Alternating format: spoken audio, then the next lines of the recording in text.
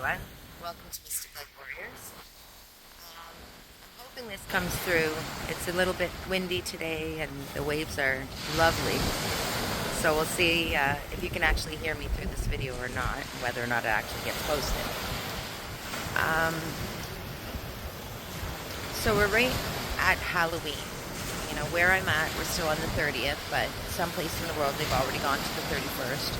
And as we know, at this time in the year, the veil is the thinnest between the living and the spirit realm. So a lot of different things can come up during this time.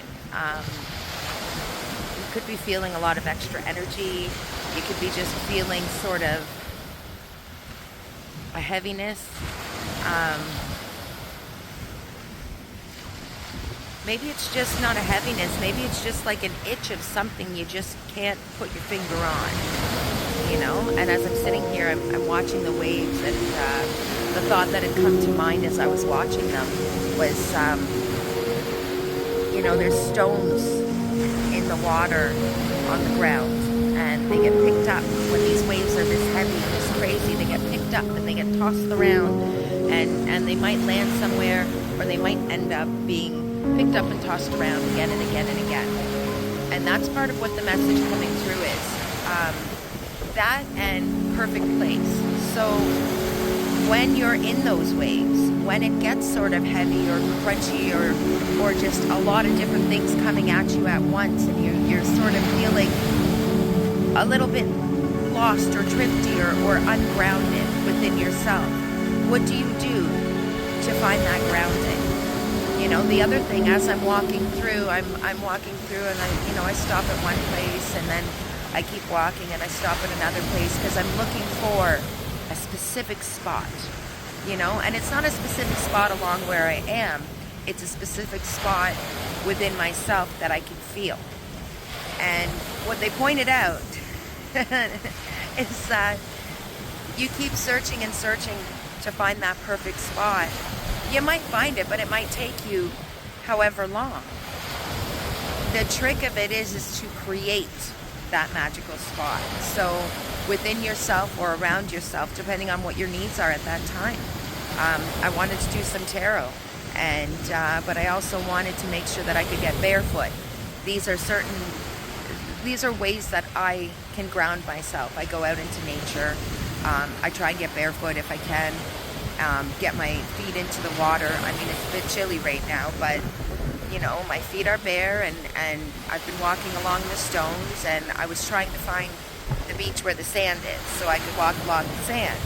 But sometimes you don't have time for that, and me continuing to walk and go, oh, not this place, oh, not this place, oh, not this place, takes up that time that I could have used creating that space.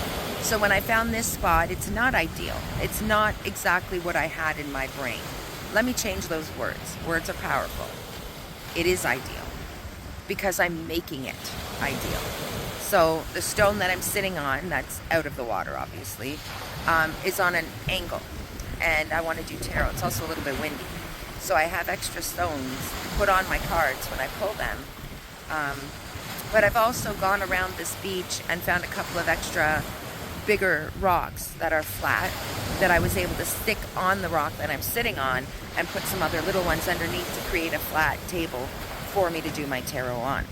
So the message is about when things get a little wavy and when you're being tossed around and when things aren't quite clear, it gets a little bit murky as the waves come in.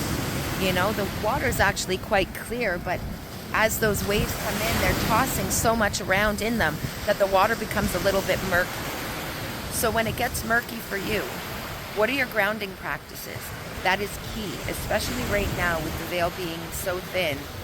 There's a lot of other stuff that comes through. Maybe what's coming through is a karmic or, old wounds that are coming up for you. Maybe they're your old wounds, maybe they're somebody else's. But at the end of the day, we need to remember to create the space that we need in order to reground, in order to whatever. So whatever it is that you do, be it hug a tree, go to the beach, I always go to nature stuff because that's what works for me. But, you know, maybe you read. Maybe you reach out to a particular person or a specific person that helps you find that ground again.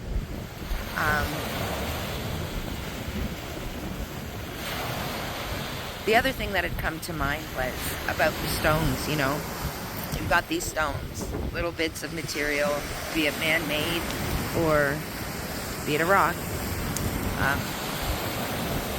As they're being tossed around in that water, you have a choice. You can be tossed around again and again and again and not gain anything from it, or you can allow the water and allow yourself to flow with it and go with the flow. And if you notice, when you go with the flow, the edges start to smooth out, right? So that's the message today.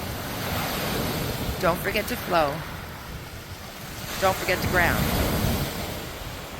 And make sure that you're creating the space that you need and taking that time that you need in order to ensure that you stay centered and grounded so that you can approach everything in the best way possible. It's a bit heavy sometimes, but enlightenment is just about lightening it up a bit.